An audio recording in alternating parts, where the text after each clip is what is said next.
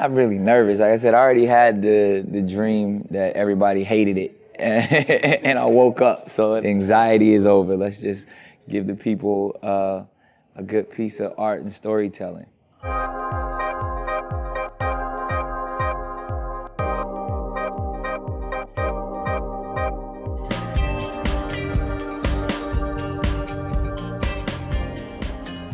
And the way I came about the story with King of the Dancehall, it was actually once I was in Jamaica, I started hearing all of these tales and these folk tales mixed in with potent subculture that I knew about, but I didn't know how deep it went. And I was like, I would love to put all of that together in a film, and that's kind of how King of the Dancehall came about. Before a few years ago, I had never been to a real dancehall. I've always been a fan of dancehall music, and loved Beanie Man and Vybz Kartel, and, you know, Sean Paul, all that, but never having been there, never really experiencing it, you don't really know how true and how rich the culture is and where it actually comes from, and the fact that it's these young men and women who come out of the slums each and every night to actually present the best that they have to offer when it comes to their culture. And it's just so amazing when you see what they do to put this, you know, nightly ritual together. I think everyone was excited about Jamaican culture and helping to tell that story of this wonderful subculture that hasn't been presented to mainstream media. So to be able to go to Oscar winners like Lugasa Jr.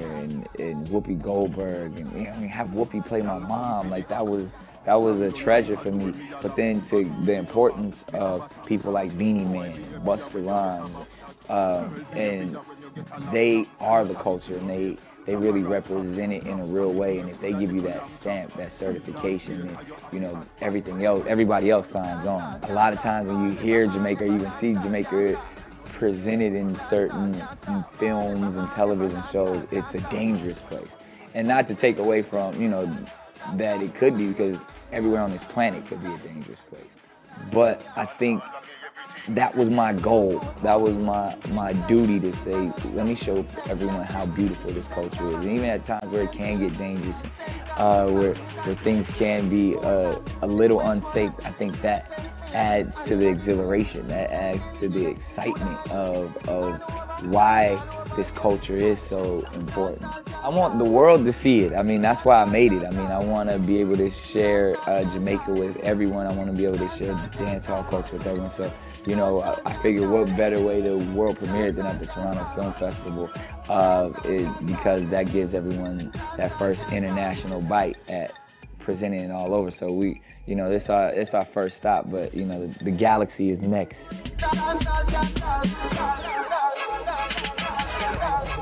Beanie Man. Gotta have Beanie Man in it.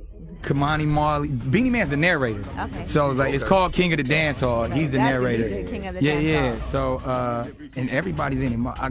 Vybz Kartel is not in it, but he helped me with the backstories. He got his new Vybz Kartel music in the movie. Like I from jail? Yeah. We was it I heard was it, real. yeah, I ain't gonna reveal how he. Tell a boy to run up on me no. Any boy run up on me no. Nah, God, jail, let me kill up. From when I got high school, murder people, yeah. But them calling a middle, we no too talk, no feel we play. From when I got high school, we a murder people too. The teacher, them know one eagle too. Boy, them a talk, you feel me do. Vendetta. Love killer, no hype, when you look, keep your title, for sing your life cycle, me go cold, dog, easy yourself. Falkland money, me. You know, they don't know what y'all people are.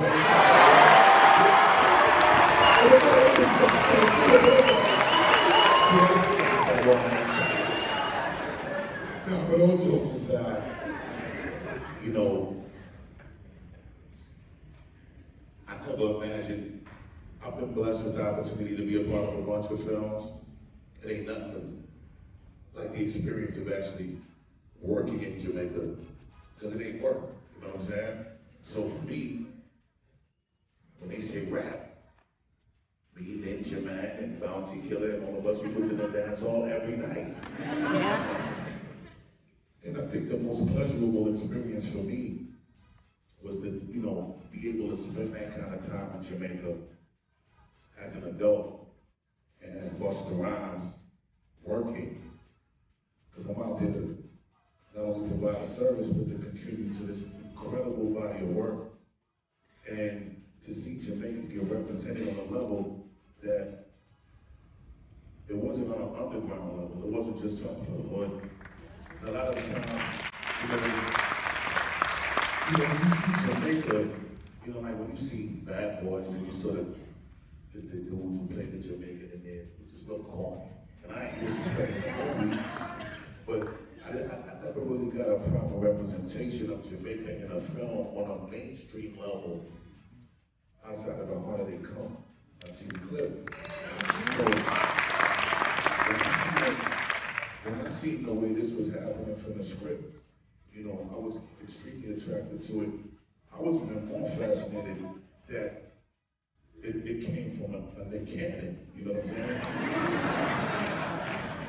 I would, ideally we would expect it to come from somebody that's from that. But a lot of the times, the greatest representatives of a culture is the biggest fans of the culture. And sometimes I think we get so overprotective of our culture that we don't allow the people that appreciate the culture to show how much they appreciate it. And I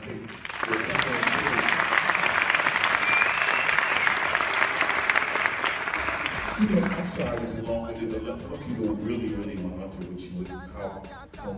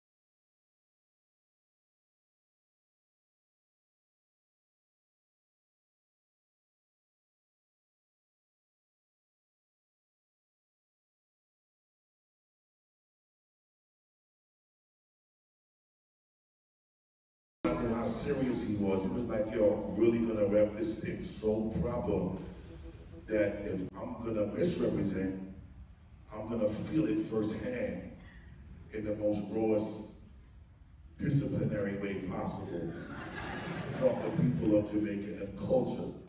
And I was really proud of that. And at that moment, that's when I was like, you know what? Seeing how much this man is sacrificing to rep this culture on a level that we haven't seen in this dynamic, it was so much more inspiring for me to want to come and bring my A game and make sure that I represented Nick and his hard work and his gamble and everybody else's hard work, and just make sure that, we did something that everybody of the West Indian cultural significance can be proud of. So I think you make it work the ground.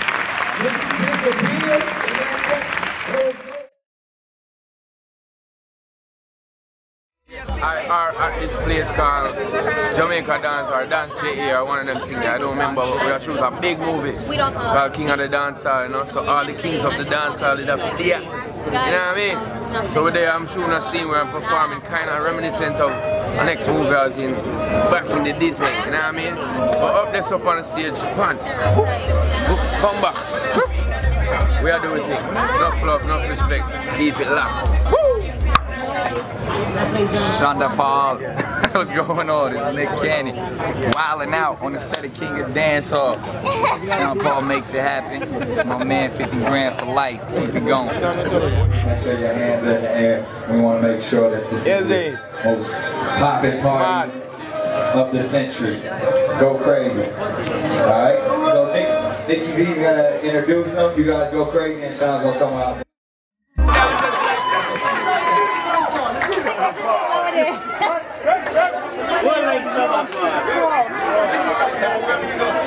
Just come off our stage. When I quickest shoot them ever do, well alright. People them out there, they got the right people. You know what I mean? People are in the dance every night. Yeah, them love music and them out there showing. It's a nice thing. The movie gonna look wicked. But anyway, we're out. We'll stick around a little bit and then push. You see me? Got road off we do. Woo woo! Boom!